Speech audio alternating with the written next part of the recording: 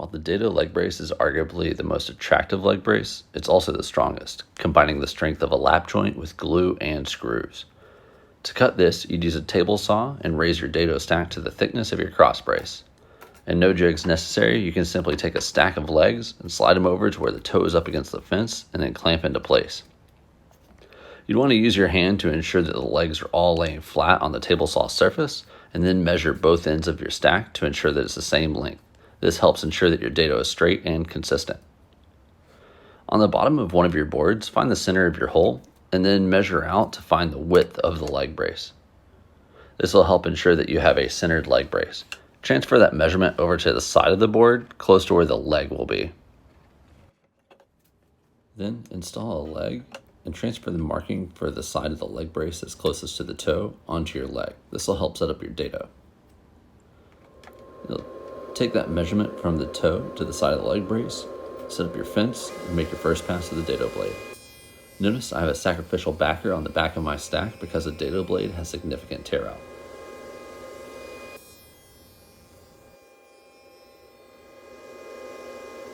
Continue making passes until you've reached the approximate width of your leg brace and fine-tune to perfection. Then you'll take your stack, flip it over, and do a test fit with a leg brace.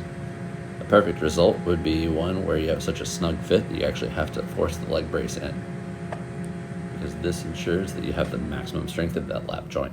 On your pocket hole system, you'll want to compensate for the thickness of the leg brace by adding that same distance between your pocket hole and the edge of the wood. For this Craig Foreman, it's just a matter of moving my fence back 3/4 of an inch to compensate for my 3/4 of an inch leg brace. Then you'll just drill your holes. The result will be 2 holes that are prepared to screw into the leg brace just as normal. I like to use a leg assembly jig to help ensure that I install my legs perfectly square to the leg brace, because it is possible to wedge in the brace at a slight angle, creating some small problems for your legs when they open and close. I have to use a rubber mallet to get the brace to go into place, which is a great sign that I've got maximum strength in my lap joint. My leg brace is the same length as my frame cross braces, which means it's a little wider than I need, so after assembly I've got a little bit of an overhang. I take that over to my router table and just use a flush trim bit to trim that to perfection. If you're finding this information beneficial, click that subscribe button.